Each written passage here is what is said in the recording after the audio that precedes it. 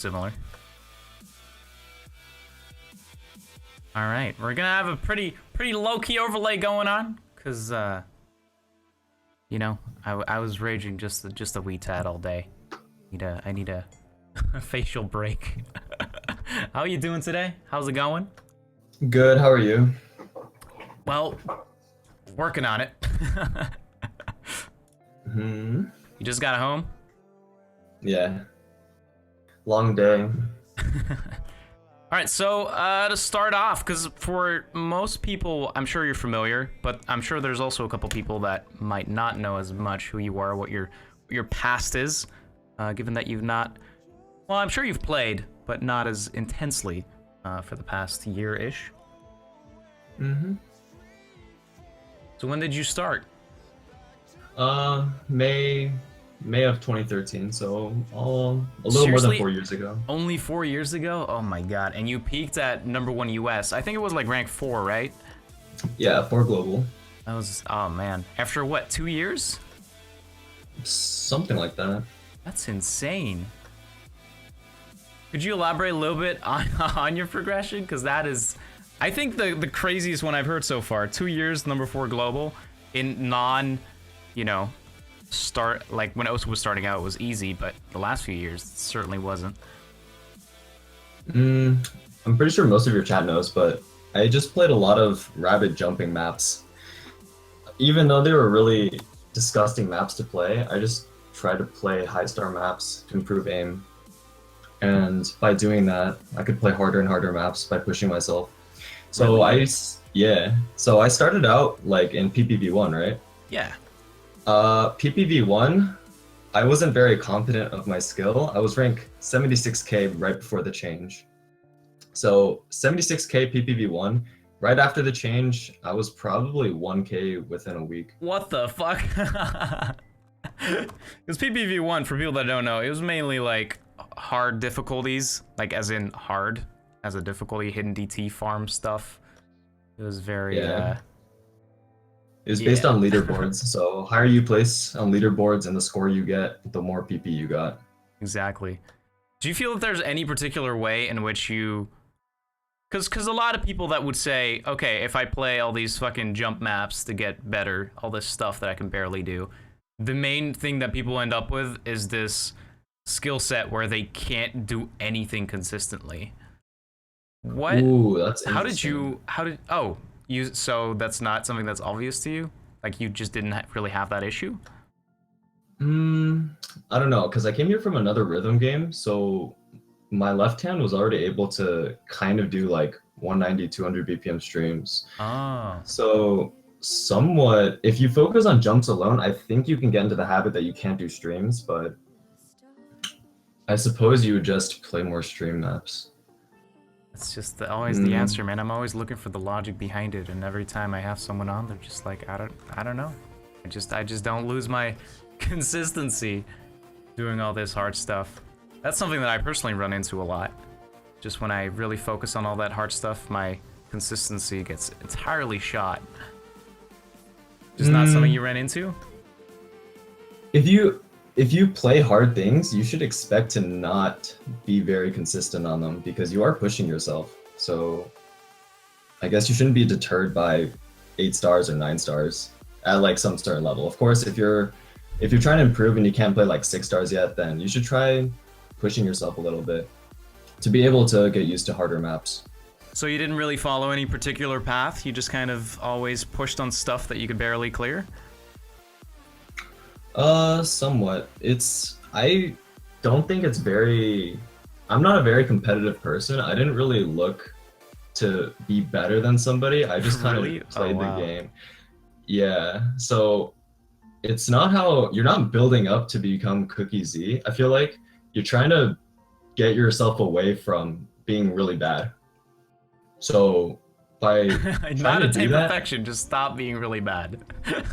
no. Like I think play more is a very good way to get away from being bad because you're not getting better by just sitting there asking questions. You have to play the game to get better. Oh no, I definitely agree. That's an issue that a lot of people run into, is where they just overthink the process and don't really spend the time.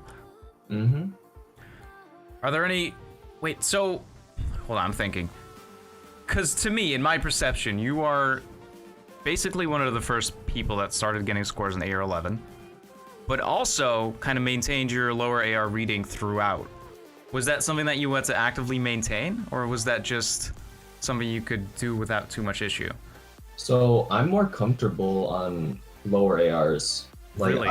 Okay. I play on 60 hertz, and it's What the hell? like, Even the it's AR 11 really- ones? yeah. I don't have 144. I Oh. play on a laptop connected to HDMI with monitor. Oh my god. But so I'm not very comfortable reading like AR 90T. I have special skins for that. Okay. And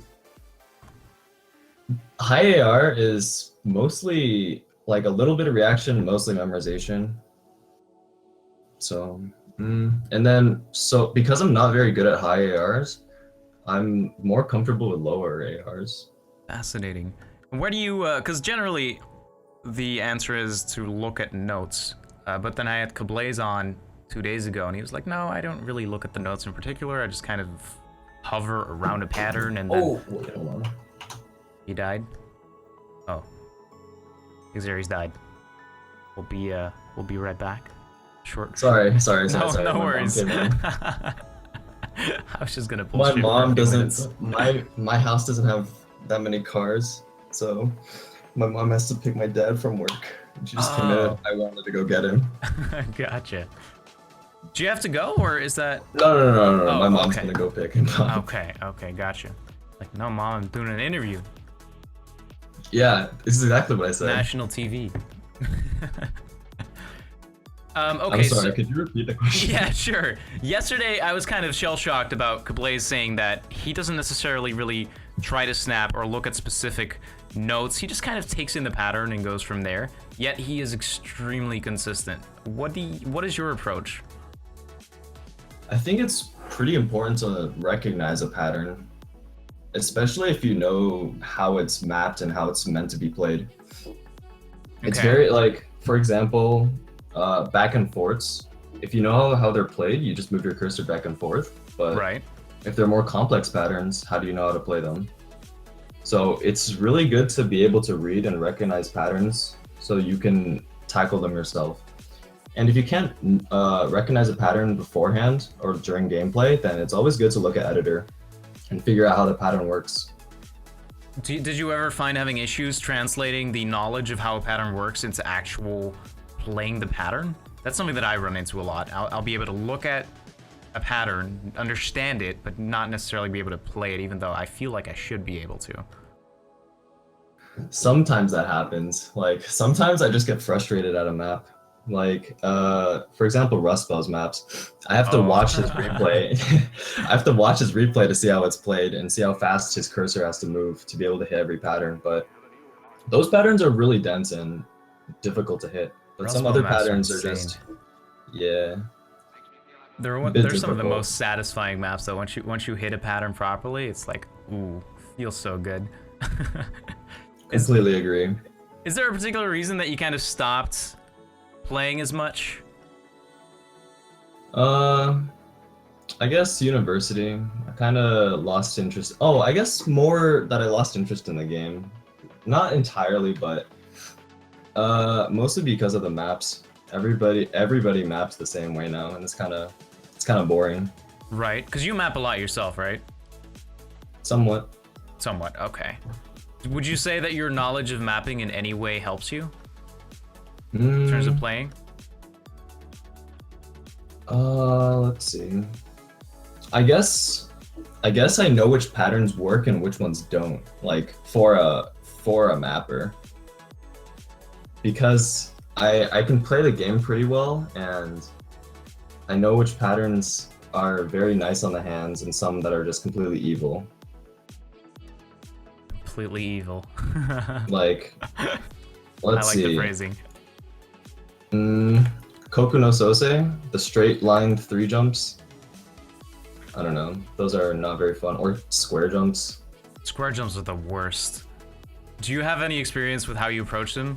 Do you just do the original, looking at them as two singles, or no, two, like, what's the word? Two lines? The Raikou method. Didn't know it had a name. Now I know. Oh, I don't know. I heard it first from Raikou. He said to somebody that you treat it as one line and then the other line, but no. It's sometimes I can read it, sometimes it's too fast and I just draw circles. Squares are basically luck for me. I feel that's the universal thing. Once it gets too hard, you just kind of circle. Or this weird, Yeah, like, you just draw thing. circles and spam your keys, and hopefully you don't miss that many. What are the most common mistakes that you feel like you see players nowadays make? Because I would have argued initially before talking to you, I would have said people try and go too fast too quickly. So there's these like 10K people trying to do these 8-star maps, whereas you said, whoa. Oh, I'm backing off. I was gonna let you continue, but I guess one of the major problems is that people retry too much. Right. It's not very. I used to watch a lot of like 0 or 1 viewer streams to try to make them feel a little better when they stream, but it's kind of a pain to watch them because assuming they feel terrible. I mean, no one wants to stream and like have 0 viewers, right? Everyone wants to have an awesome chat. It's my favorite. So it's kind of hard to watch a stream if all they do is retry on the first 100 of the first miss. Like, it's not very good to not reach the result screen, I think, because that's what people are trying to watch for, is how good you do on the rest of the map. Right. But if you don't get to the rest of the map, then what's the point? What do you feel are the bad habits that then creates, like retrying too much? What do you feel is negative about it in terms of playing and habit building? I guess you could accidentally leave multiplayer lobbies. But in all seriousness, never happened. It's not very good for consistency at all, because you get into the habit of trying to force yourself to SS something that you probably won't SS.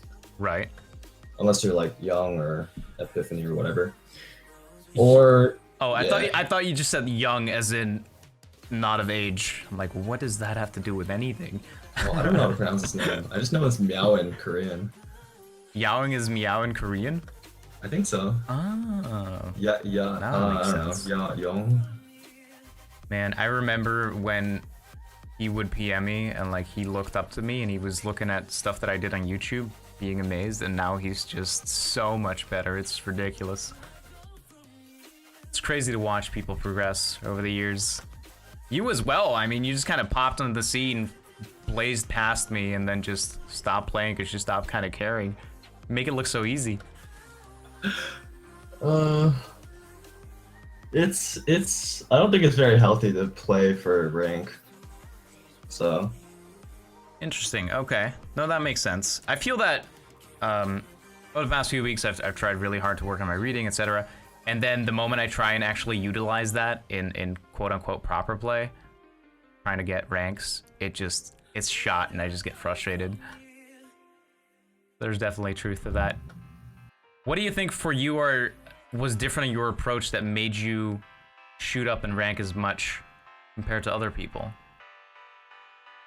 I had a really old laptop, so I've only played on 2 laptops. One of them's from 2009, I think. It was quite a long ago, but I didn't know there was a thing called high performance when playing on a laptop. So I got to rank 84 playing on 50 hertz, or not 50 hertz, 50 FPS and 16 millisecond delay. And what?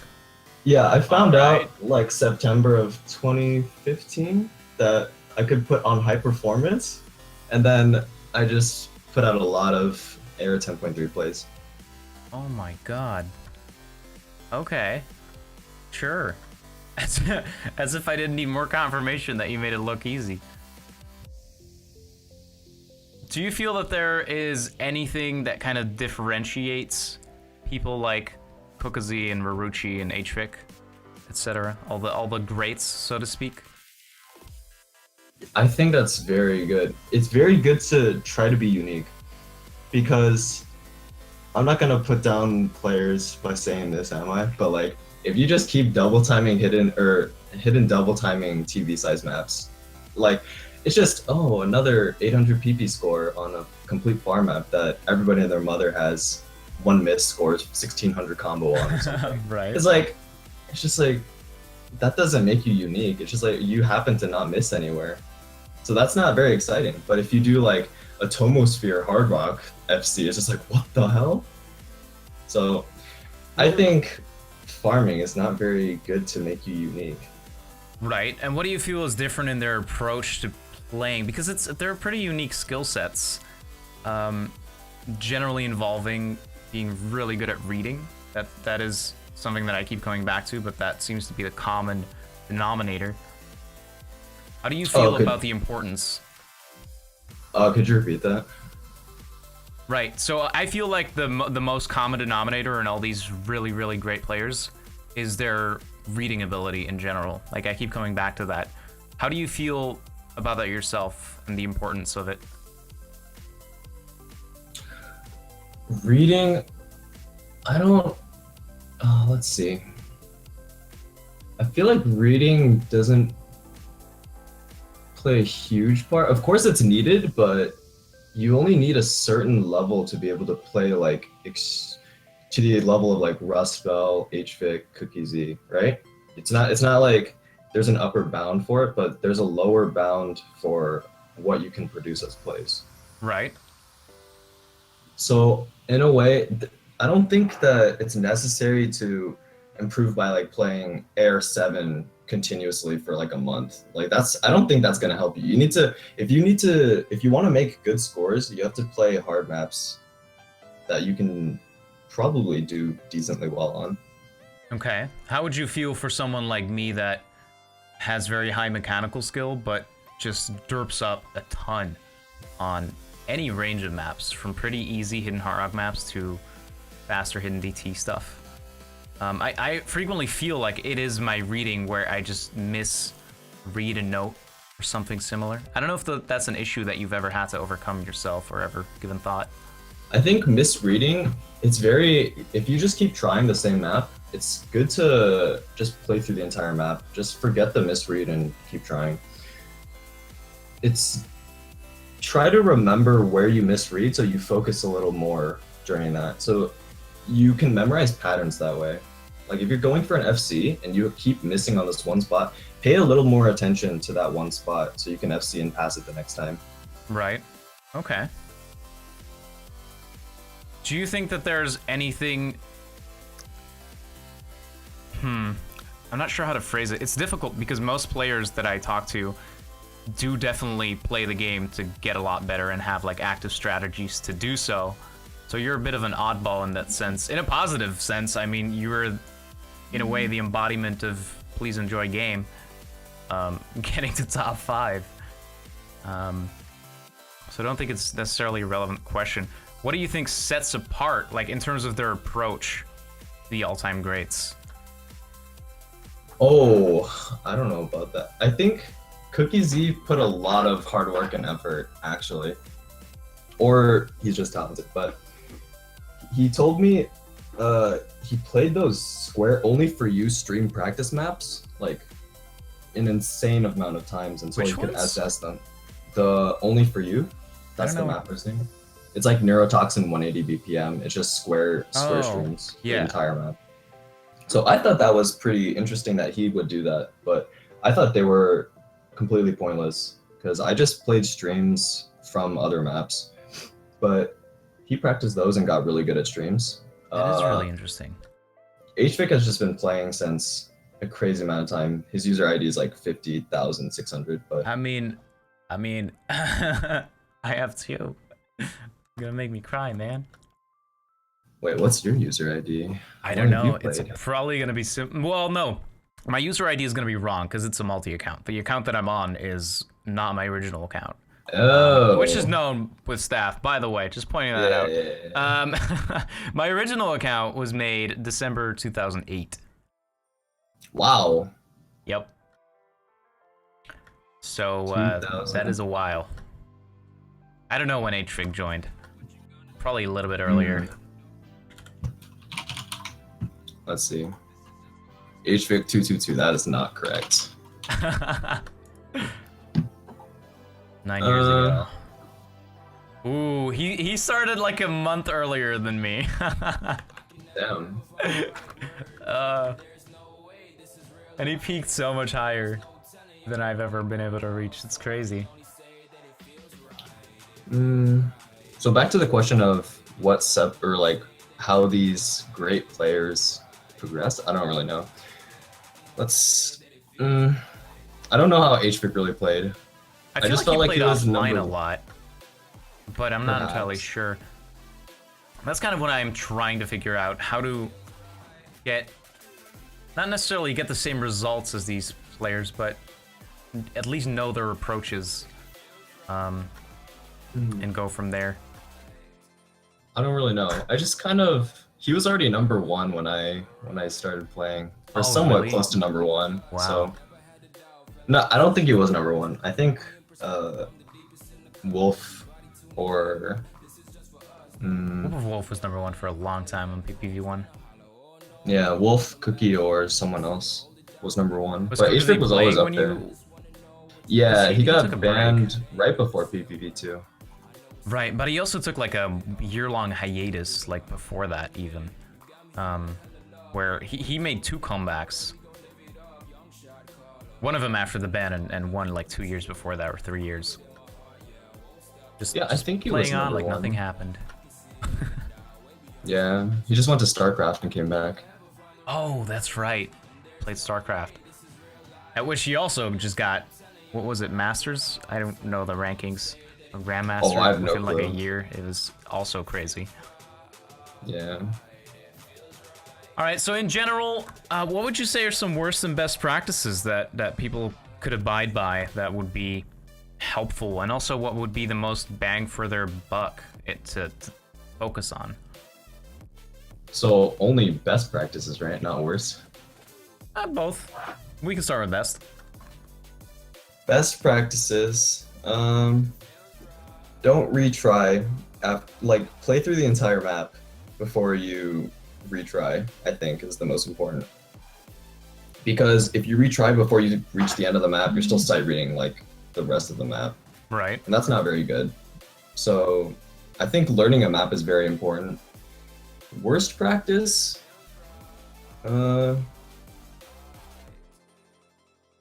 Probably be comfortable with your grip and like how you place your hands on the keys.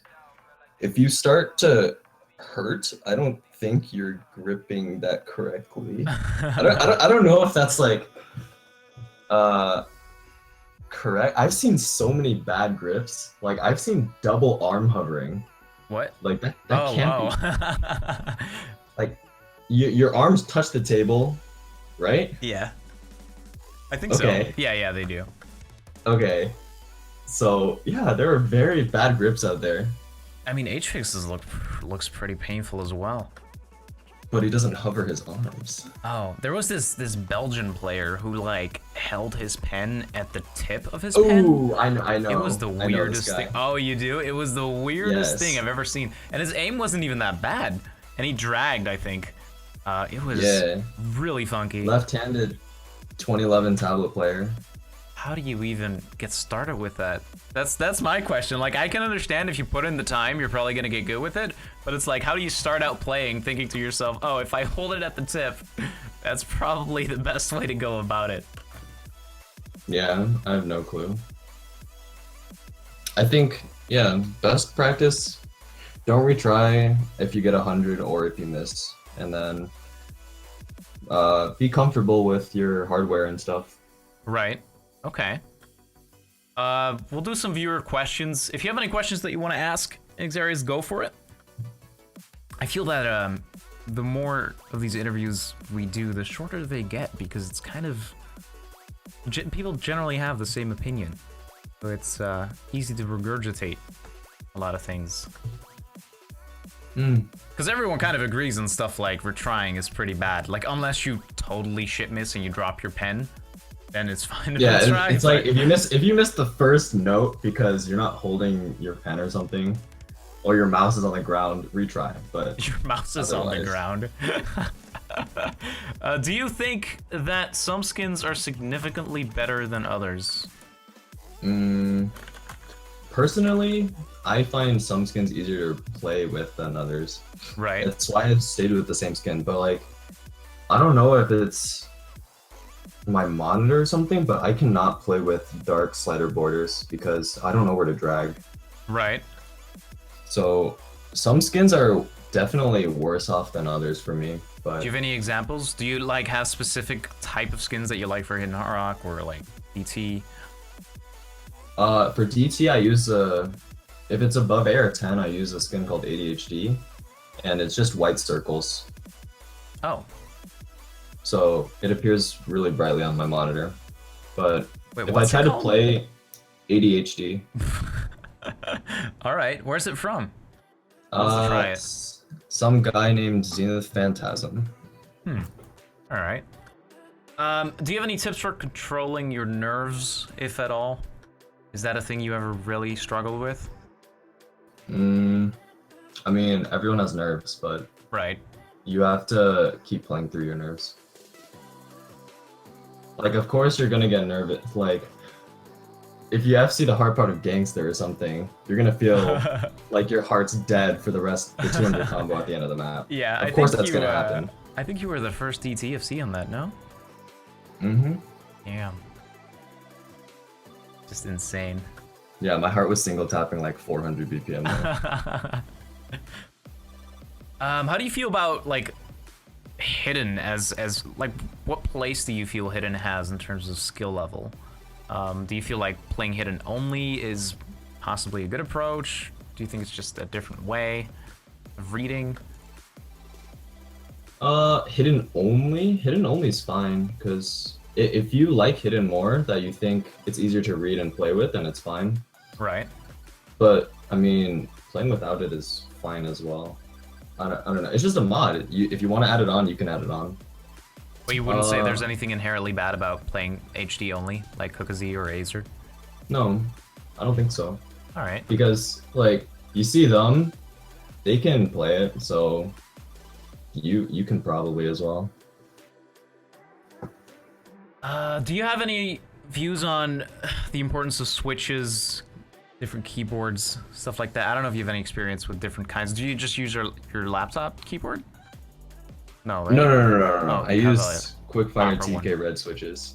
Yeah, I've only used 2 switches to play Osu: Cherry MX Reds and Gatoron Reds, and cherries Oh. feel a lot better, in my opinion. Yeah. Otherwise, I've tried some of my friends' blues. Blues feel too heavy for me, because I guess because I started off with reds. Yeah, and especially in comparison to having this- reds. I can Yeah. imagine. I don't know. I've also tried blacks. Blacks feel pretty good. They're pretty similar to reds too. So Aren't they heavier than blues? they're linear, aren't they? They're just heavier reds. I don't know how that works. I like the think- browns because it's like reds with a little feedback. Yes. I tried browns actually on 2 of my friends' keyboards. They feel heavy to me, so I can't really use them. Do you have any? I know we've touched on this. How do you feel would be the best way to work on consistency? I mean, you've said not retrying. Is there anything else you feel as a fundamental skill that you could practice? Consistency? If you're looking for consistency on many maps, I think you should just go into a multiplayer lobby and play like pass host down, choose a map, play, and repeat. Right. Because if you look at a lot of maps, then eventually you'll be able to play a lot of maps. So I guess multiplayer lobbies, even though it's not really, it's like a single player improvement game, multiplayer Right. lobbies gets you new songs that you probably haven't seen before. That's So, true. So pull a Rohawk, just play only multiplayer for a little while. I don't think it's that bad. Let's see. What about the importance of learning alternating? I know you have this. You alternate, but you like treat it as a single tap. I think. I don't know what my playstyle is. I used to single tap K2 is what I tell people because Cookie Z started that. So, but I noticed that my middle finger was stronger. So somewhere in between my time of playing, I like shifted index and middle. So I used both, Right. and I prefer to start streams with K2 or my index finger because that's what I started out with. But I like holding sliders on my middle. I don't know, it's really weird. But learning alternate,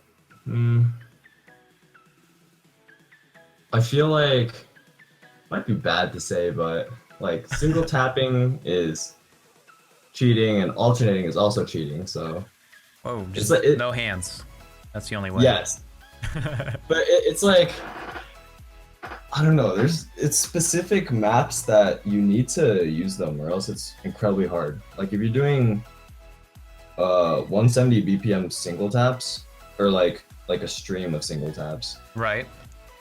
you would probably alternate that. I feel like for me, the main thing that I've found learning alternating is that it really helps my.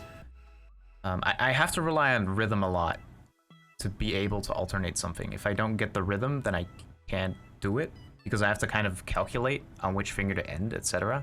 Whereas with single taps, it's much easier to just mash it, kind of. Oh, I don't I don't really have a say on that. My single tapping control is pretty bad. So if anything above 260, I start losing stamina very fast. I think So most people do. Yeah. Or these are my limits. So Right. everyone has a single tap limit. You can't single tap faster than this. So because you can't single tap faster than this, you should start alternating. Is probably what you should do. Yeah, do you ever find like specific patterns are more draining than others, even though they might be the same BPM, Draining. stamina-wise? If you have death streams, that's quite draining. Oh no, of course. I mean, I mean like it's just types of single patterns. Full screen back and forth? I don't know. Oh yeah, those. Draining. Something that tires out your left hand. Just continuous jumps placed across the screen. That's not very comfortable to tap like consistently. Yeah. For your right hand, just or your cursor moving hand. Any pattern that requires awkward movement is just terrible for your hand. How do you feel about the common advice, at least from Azer and from Toy, was to always kind of verify that you've properly landed on a circle or a pattern before moving on? Is that something that you've ever really focused on? Whoa, I did not know they did that. No, I feel like I miss or I hit it, so it's just unlucky if you That miss. tends to be true. Yes.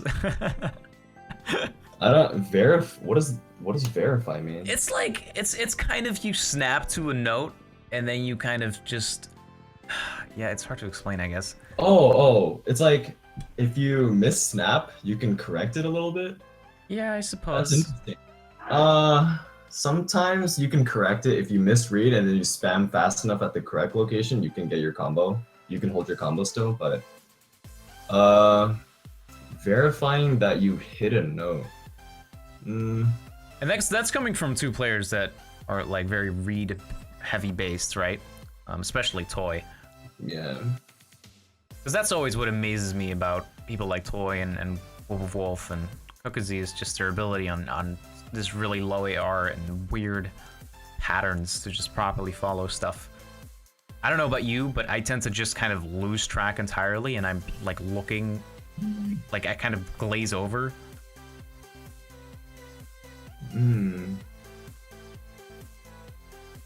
I don't really I don't really have a stance on this. I think you hit it or you don't. I think it's that simple. I really like how alien this all is to you. You just like, just play, just have fun. Just Whoa, this is too much thought for me. My brain can't handle it. Do you feel like playing with easy has any place in improvement or in general?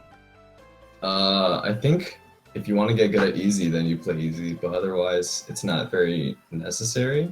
Right. You can play easy to have fun, I guess. But if all you want to do is get good at easy, then you play easy. Otherwise, I don't think it's very useful. Not to particularly improve any other skill, but easy. I wouldn't say that entirely. Of course, it goes into like reading dense patterns and stuff and recognizing when objects come on the screen, but Right.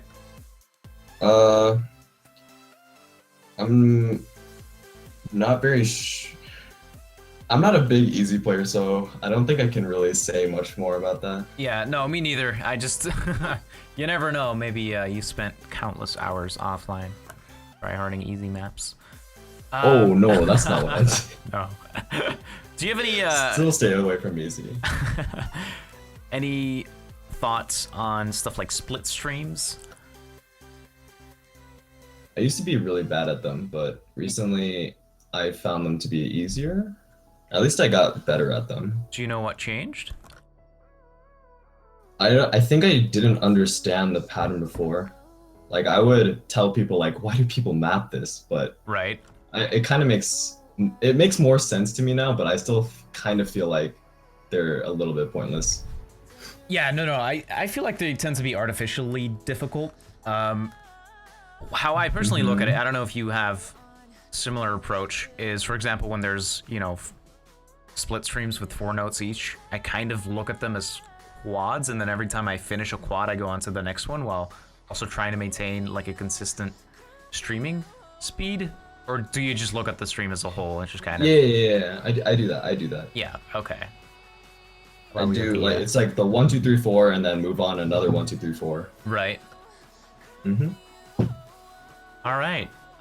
Is there anything else you think is worth elaborating on? Anything that's underrated, or any, hell, even tips for me as I go?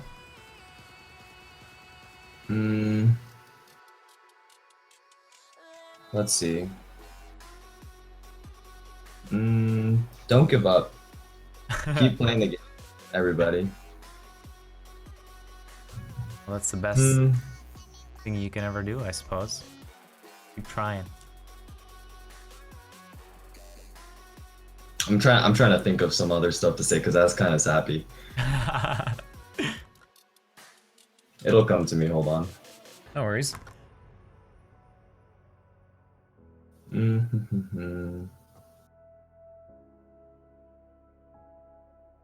Wow. All right. I can't. My mind's blank. I'm crying on the inside just a little bit. Try saying something else sappy, but I don't think it's much use. No, I think that the main issue that I run into right now is I tend to just kind of blank on a random note in like a jump pattern or something. Like always this one random note that might not necessarily be the same note every attempt. Is that something you ever run into, or does that just sound extremely foreign? Sometimes I can't read stacks. Like, I just move to a location and then I don't expect to stop there, so then I move like back, expecting a back and forth, and then I just completely blunder the stack. Right, but you don't tend to just completely black out on a pattern, or like delays over? That sometimes happens to me, like completely misreading and hitting the jumps in the wrong order or something. Interesting. That's not what I mean either. That's interesting that you're unfamiliar with it. It's kind of like a momentary lapse in focus. I don't know. I think focus is quite important to maintain during difficult patterns, Right. especially if it's like the peak of the song and stuff. If you want to get that PP, you have to hit it. Your answer's making me really happy. It's just like, I don't really know, man. Not in a bad way. Like, obviously, you've peaked far higher than I've ever reached, and likely ever will reach. The so thing it's is, I just don't think fascinating. there's a very good answer to these questions because it's something for the player themselves to discover. Right. I don't think listening to an answer is going to change how you play, but playing the game yourself is going to change how you play because you'll understand more if you just keep playing the game.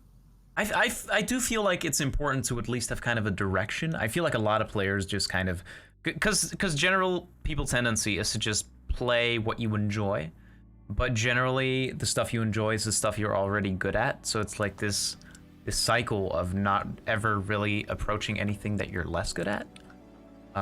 So I feel like having answers, even if they're approximated, will help to kind of stand still and look at your own play and be like, okay, what are my actual weaknesses?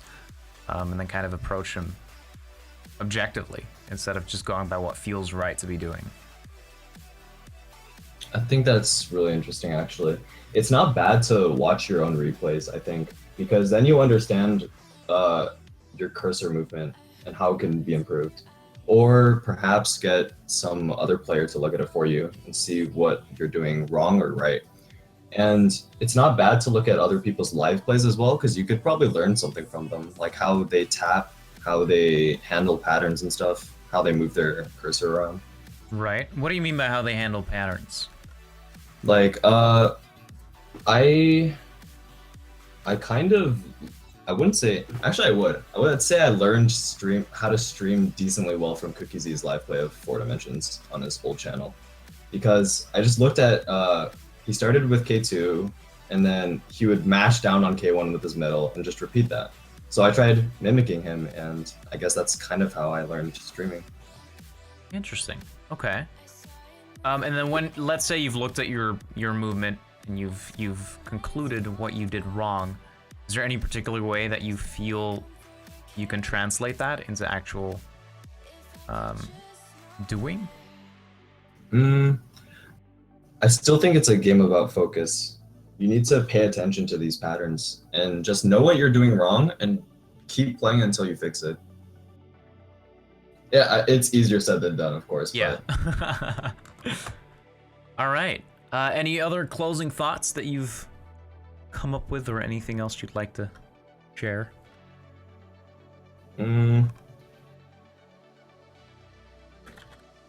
Let's see. It might be a bit rude, but like, let's see how to phrase this without being a complete ass. It's okay to ask questions, but you're not gonna get a good answer most of the time. So use that time to play and find out your own answer. Okay. So basically what you're saying is everything that I'm doing right now is just a waste of time. No. No, not to you, not to you. No, I'm joking. I'm like, there aren't incredibly decisive answers, are there? It's somewhat similar, but it's going to be different per player. Yeah, no, that was the really interesting thing. I was kind of expecting the general answers to be very similar, and in some areas they are, but then in others they're just completely different. From my personal approach, or just what I thought. It's very interesting. Do you have any favorite players that you looked up to throughout the years, or? Looked up to? Let's see. I looked up to DJ Fuduji, actually, Rust Belt. Because DJ that's not Rust Belt, right? He's like a touchscreen player. No, he's not touchscreen. DJ Fuduji is oh, he had like terrible accuracy. Yes, he's like double the OG time. Ming. Yeah. Because he was one of the top US players that could play DT. Right, I remember. Well, play as in mash it enough to FC hard maps. But yeah. Because I wasn't very good at that, so I would admire his scores. Because how do I get my AC as low as this? You kind of succeeded. I think yours is like 96%. You took something 96? away. Is it really that low? I don't know. I'm just saying numbers. Now I have to check. 97, close enough. 97, all right. Mine is, oh, it's a little bit better. Okay. I thought mine was similar. It's 98.7 actually. That improved over the years. Mine improved from like 94, so. Yeah, I remember that. All right. More stuff for me to think about. So, I don't think my words were very thought-provoking, so. should be light. Well, I mean, frequently it's also important to hear the light part of the story instead of always the dense the dense stuff. You know, like the conversation I had with Rohawk and stuff is like super dense and like all this mindset stuff and very serious. And it's also nice to hear that someone that got extremely good doesn't necessarily take it as seriously. I think that's also a bit encouraging to others. Like, oh, I don't have to necessarily become obsessed to the point where this is all I do. So yeah, thank you so much for being on. I appreciate you sitting down right after school, talking to me about pointless stuff for an hour. It was my pleasure. All right, have a wonderful rest of your day. Thank you again, and I'll see you around. Thanks for having me, you too. All right, have a good one, bud. You too.